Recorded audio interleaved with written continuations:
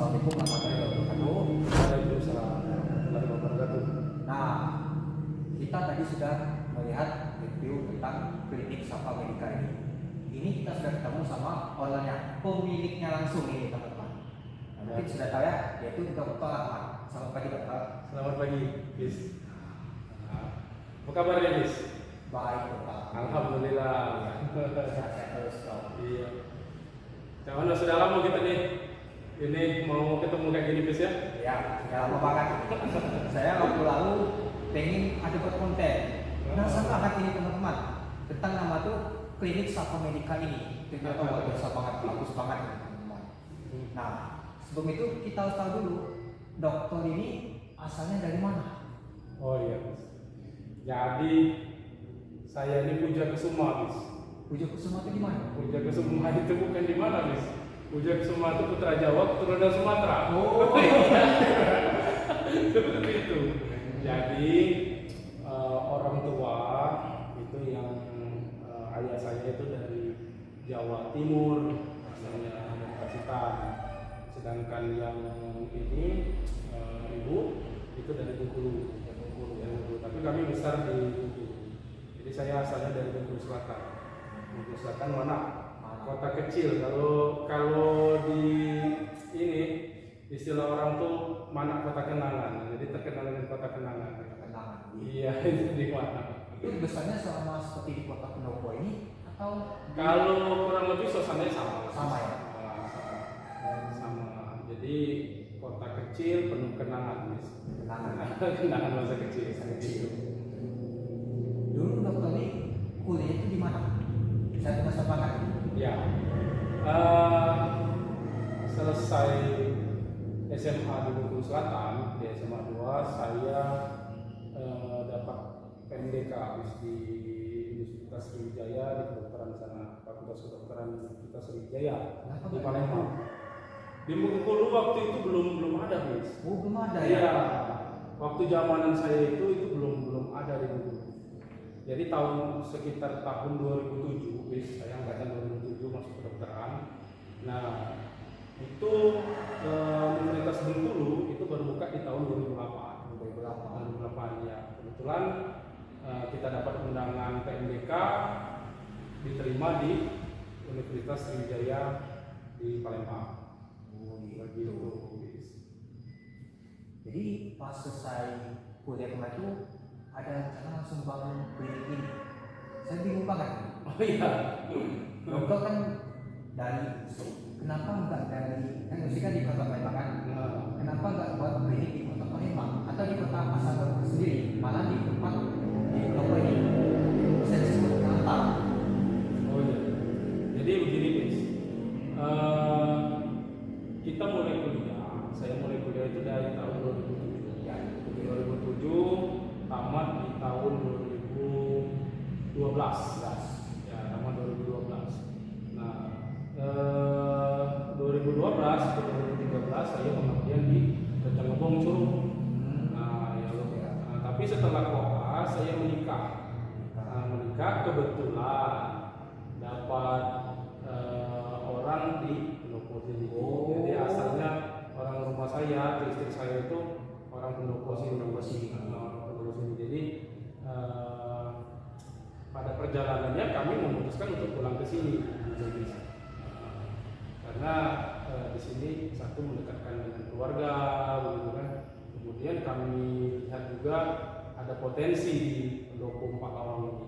Nah, dulu tuh yang saya tahu ya teman-temannya di Pendopo ini di Pakalawang ini sedikit banget dokternya, bagi rumah sakit puskesmas. Nah, tapi pelatahan ini mulai maju nih kotanya ini. Makin kenal juga. Apalagi sudah muncul klinik-klinik seperti ini. Ini menarik banget ini. Nah, sebelum itu dok, saya tanya dok. Nah, gimana? Nah, pertanyaan saya tuh cuma satu. Apa itu, Bis? Nah, mungkin penasaran Iya, kenapa dokter ingin jadi dokter?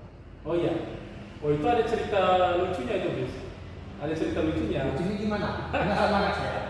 Nah, begini, Bis. Sebenarnya waktu SMP itu belum ada kepikiran mau jadi dokter, Bis.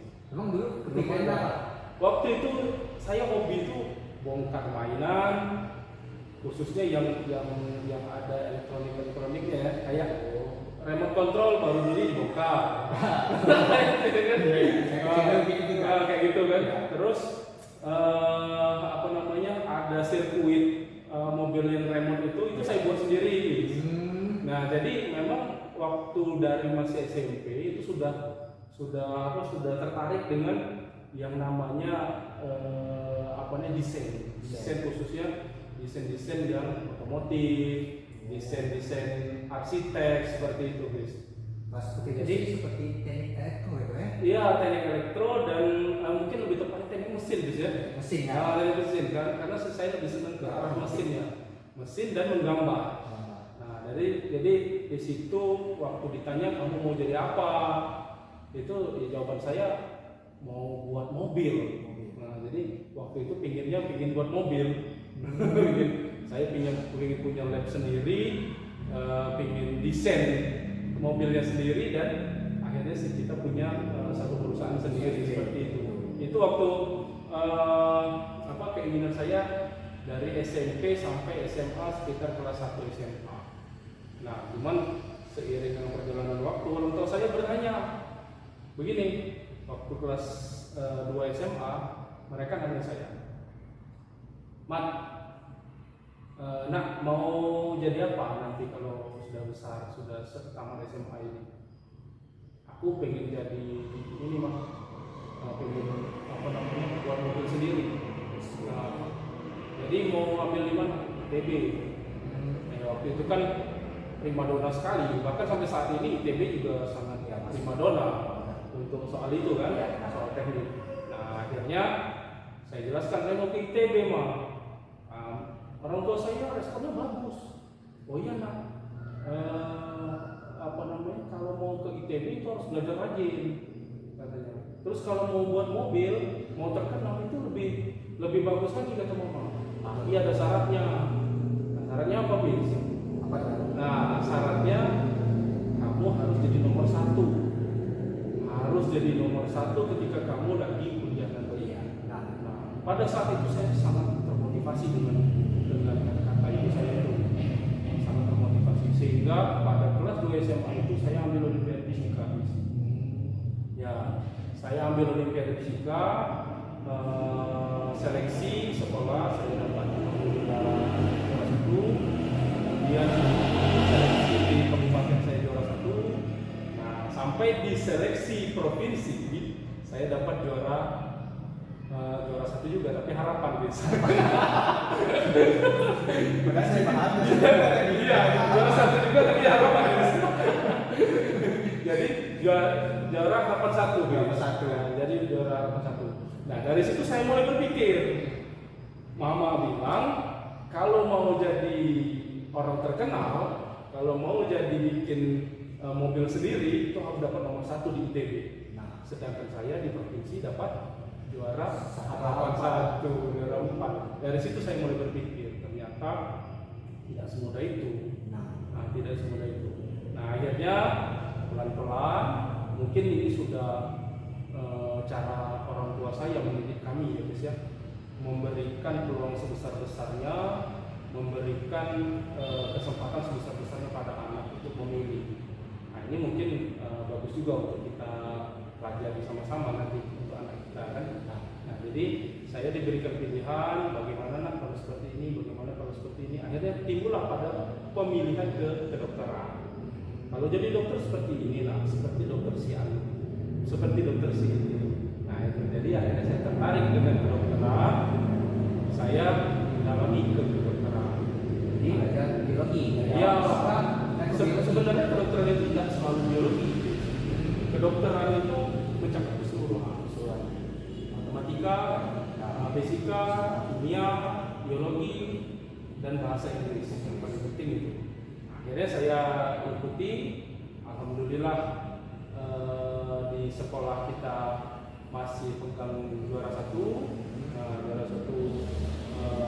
di sekolah, dan kita dapat kesempatan untuk dapat formulir PMDK. Zaman dulu PMDK namanya. PMDK itu langsung dapat formulir khusus untuk yang juara, ya untuk masuk ke universitas yang Itu jalur tanpa tes lagi ya. jalur tanpa tes. Nah, akhirnya saya dapat itu, kami dari 127 orang itu ada 40 yang diterima di jalur PMDK di Universitas Sriwijaya, dan salah satunya alhamdulillah kita masuk ke situ. Nah, seperti itulah. Itu ya perjalanan. Iya, perjalanan ini. Dari otomotif teman-teman. Iya. Berubah ke dokter. Tapi masih enak sih, nggak jauh-jauh banget sih.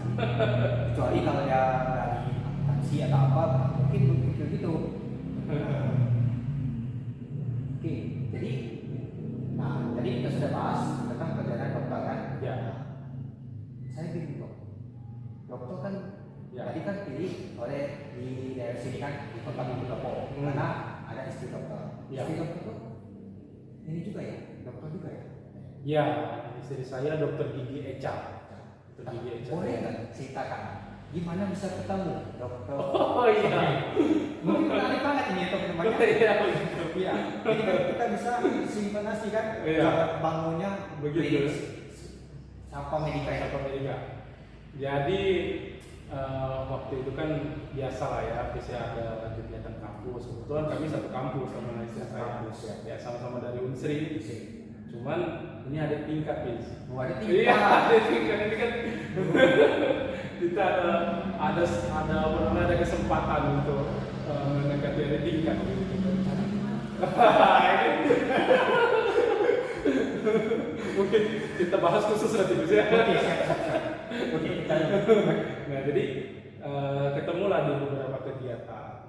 Ternyata ya saya lihat ada seseorang yang menarik, gitu kan, menarik ya, perhatian lah ya, dari segi intelijensinya, dari segi cara pandangnya, pola pikirnya, seperti itu. Ternyata